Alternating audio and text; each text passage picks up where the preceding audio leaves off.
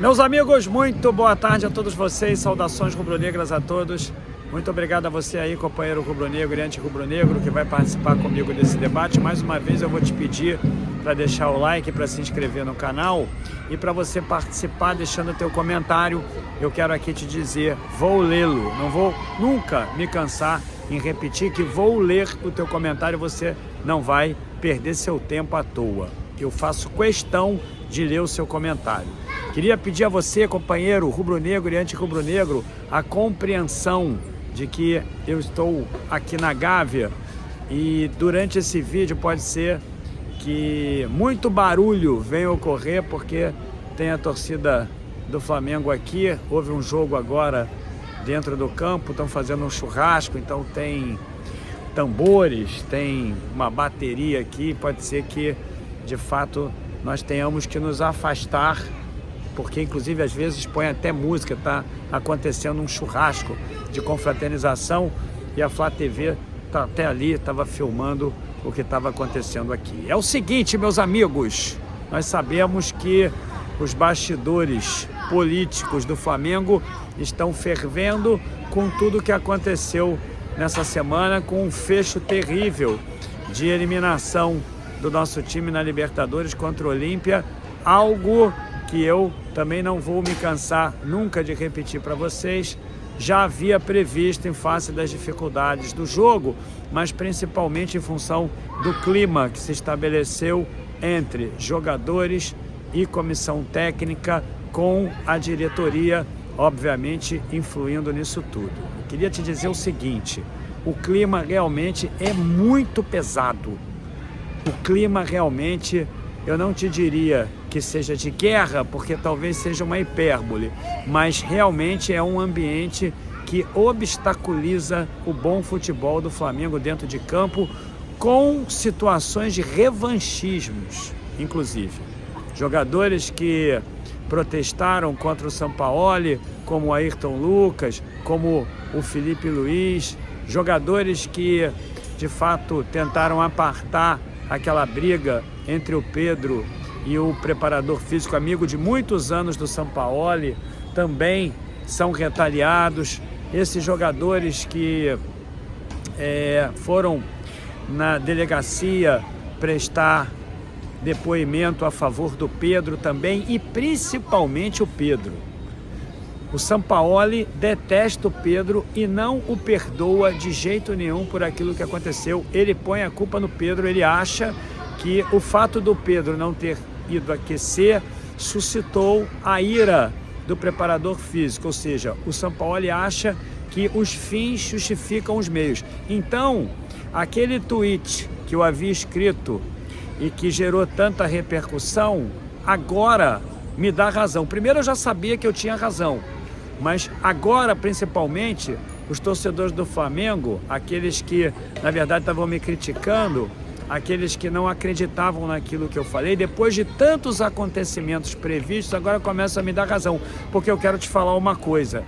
É o Sampaoli realmente contra o Pedro, razão pela qual ele não entrou em campo agora na quinta-feira, mesmo quando o Flamengo precisava de um jogador alto e artilheiro para poder reverter aquele placar que nos eliminaria como nos eliminou.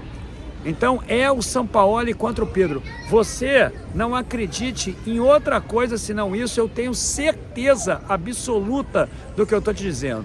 É o Sampaoli contra o Pedro, assim como são os jogadores com aversões ao Sampaoli, ou seja, o grupo também não gosta do Sampaoli, não tem um jogador ali que queira o Sampaoli como treinador. Realmente tem alguns jogadores que não expõem as suas dificuldades com o treinador, mas tem outros que são enfáticos, inclusive nos treinamentos. O clima do Flamengo é muito ruim. Você aí, companheiro, precisa saber de uma outra coisa. O Sampaoli não fala nem com Marcos Braz. O Sampaoli não quer conversa com outra pessoa senão o Landim, que é o único que ele respeita aqui. O Sampaoli entrou no Flamengo e ele acha que desde o início o trabalho dele foi retaliado, porque não houve a contratação dos reforços que ele pediu, e a partir daí ele deixou de de considerar o Marcos Braz como um prócer importante do Flamengo e acho até que, talvez por culpa do Landim, apenas fale com ele. A relação dos dois é muito ruim, é uma relação de inimizade. E eu quero te falar uma coisa, companheiro, que você precisa entender. O Landim, ele entende o Marcos Braz, e ele já falou isso por várias vezes, não é uma conjectura da minha parte. O Landim entende o Marcos Braz como essencial na gestão dele. É algo que ele entende como condição sine qua non para que ele exerça a presidência do Flamengo, as funções de presidente do Flamengo, a bom termo. É o Marcos Braz como vice-presidente de futebol. E aí, meus amigos, como não se estabelece uma relação profícua entre o vice-presidente de futebol, ele, o Marcos Braz, e o treinador, eu devo dizer a você aqui, companheiro, que me parece que os dias estão contados, porque existe realmente um processo de fritura do Sampaoli por culpa dele próprio, viu? Por culpa do próprio Sampaoli, pela forma que ele tem de tratar os jogadores, a forma como ele tem de tratar os funcionários, a forma toda que ele tem de tratar o torcedor também não se aproximando do time. Vai começar aqui a bateria outra vez. A forma como o Sampaoli desenvolve relacionamentos interpessoais. Então, podem acreditar no que eu estou te falando. Eu estou aqui dentro da Gávea, eu tenho certeza do que eu estou dizendo. A relação é péssima e é o Sampaoli contra o Pedro. São alguns jogadores contra o Sampaoli e é o Marcos Braz também contra o Sampaoli, porque eles mal conversam. O relacionamento realmente é muito ruim. Aí, companheiro, eu queria dizer a você que já é uma reflexão, não é uma informação, mas para pensar. Se o Sampaoli só fala com o Landim, se o Sampaoli apenas deve, na concepção dele, informações e satisfações ao Landim, se o Landim entende o Braz como condição sine qua non para que ele exerça a presença do Flamengo, os dias do companheiro argentino me parecem estar contados, principalmente se acontecerem resultados ruins nas próximas partidas do Flamengo. Se por acaso, meu amigo, acontecer algum placar infeliz no jogo de quarta-feira, amanhã tem jogo, Flamengo e São Paulo, a situação já está complicada.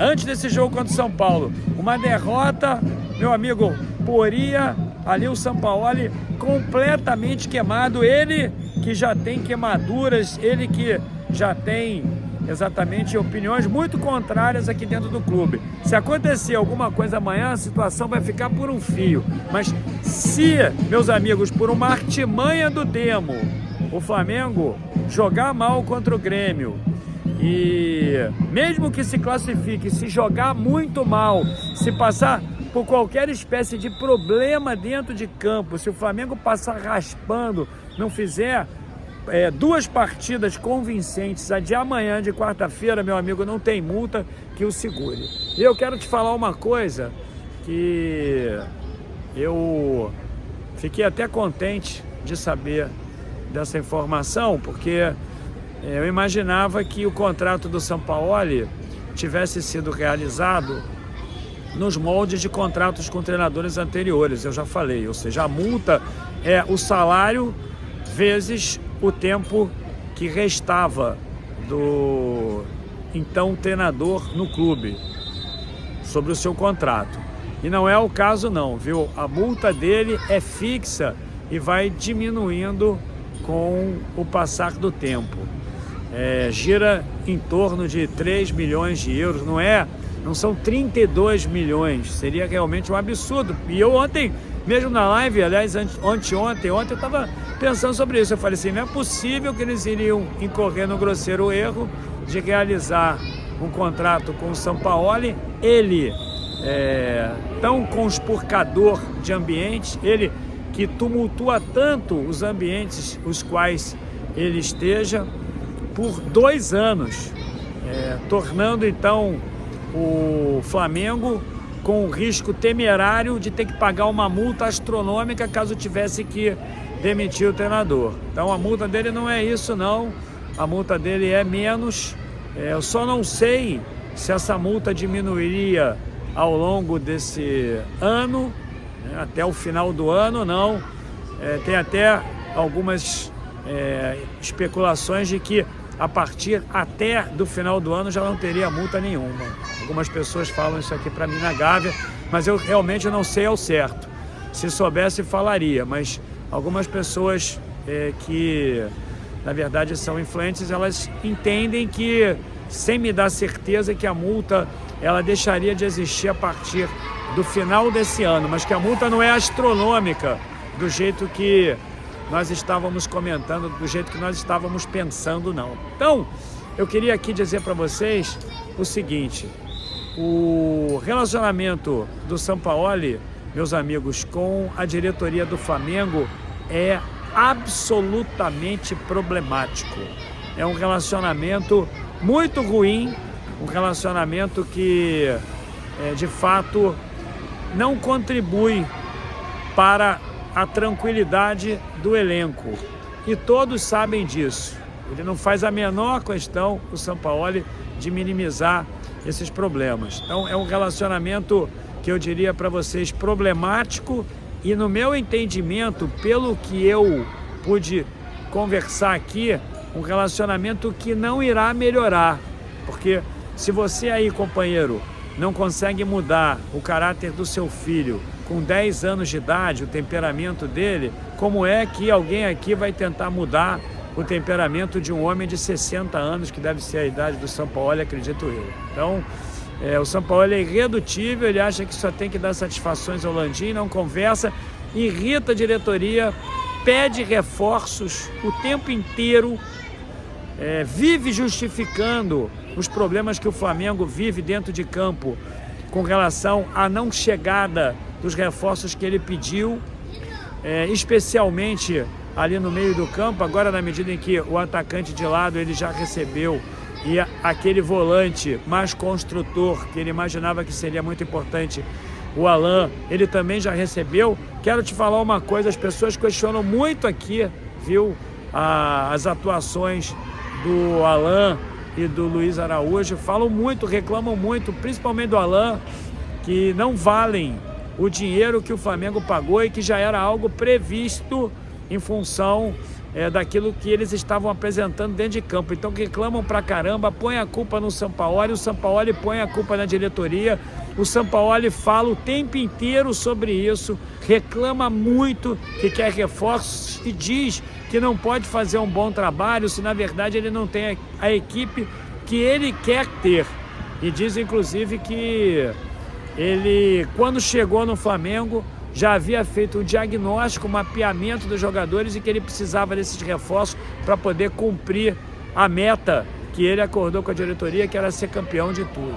Ele fala que, quiçá, o Flamengo não vai ser campeão de nada em função da não chegada de reforços. Ou seja, ele não analisa o trabalho dele, ele não analisa as transições defensivas como ruins, ele não entende que o Flamengo está muito desorganizado no campo, ele põe a culpa em toda essa desorganização, em todos esses problemas, em toda a incompetência do time do Flamengo. Ele põe a culpa no jogo pífio que o Flamengo está fazendo, no Marcos Braz, na diretoria do Flamengo, que não fez as contratações que ele havia pedido para que fizesse e que, de fato, induzisse, que pudesse apresentar o Flamengo ali como um competidor que seria vitorioso nas competições que nós participamos. E isso também desagrada muito aos jogadores, porque eles se entendem e realmente são atuais campeões da Copa do Brasil, da Libertadores. Era esse o elenco, e ele chega aqui de uma hora para outra e diz que esse elenco não serve, que precisa de reforços, e justamente para que ele possa aplicar uma metodologia que é completamente diferente da filosofia do futebol que o Flamengo jogava e que o catapultou como tricampeão da Libertadores e campeão da Copa do Brasil no ano passado também. Então é verdade isso, viu?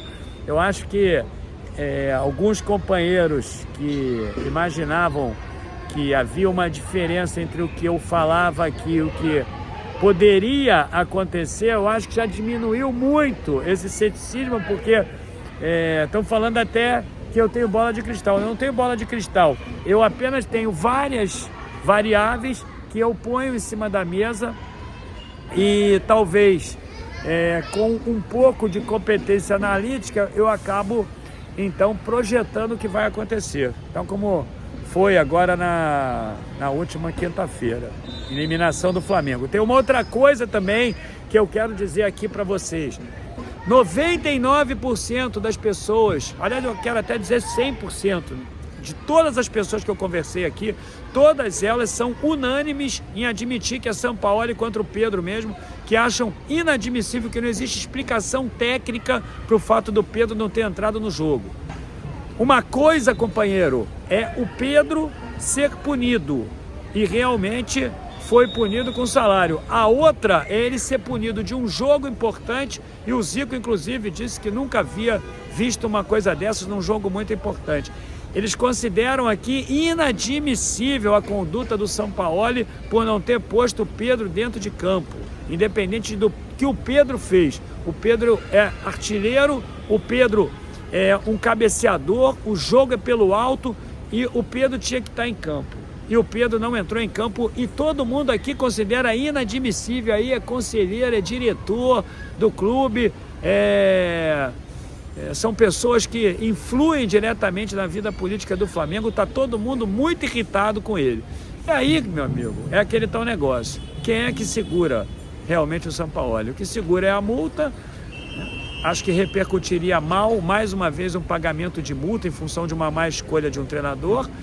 E o Landim, que continua a acreditar que as coisas possam melhorar para o Flamengo na medida em que nós conquistemos ao menos a Copa do Brasil, que de fato poderia justificar a contratação do Sampaoli, ou seja, um título, talvez 2 no Campeonato Brasileiro. Eu acho muito difícil, mas de uma certa forma, ainda que todo mundo ache que se o Flamengo ganhar vai ser pela habilidade dos jogadores, de uma certa forma ele poderia correlacionar essa vitória ao trabalho do Sampaoli também, como tem muitos influenciadores aí que estão equivocados, fazem questão de dizer. O Flamengo às vezes tem vitórias mínimas e as pessoas ficam encontrando, parece até VAR. O VAR fica encontrando justificativa sempre para anular o gol. E tem alguns influenciadores que ficam encontrando justificativas mínimas para poder levar o trabalho de um treinador que é considerado realmente de inteligência menor aqui no time do Flamengo. Bom, então é isso que eu posso contar para vocês. Espero que vocês tenham assistido até o final. Quero lhes desejar um bom sábado. Mais tarde tem um vídeo, eu não vou... Talvez... Eu posso até fazer a live dependendo de como estiver a minha voz, mas é mais provável que tenha um vídeo. Amanhã sim, tem live de pré e de pós-jogo contra o São Paulo. Saudações rubro-negras, se inscreva aí no canal, deixa o like nesse vídeo porque é muito importante. Tudo que eu falei aqui é a expressão da verdade. Saudações rubro-negras.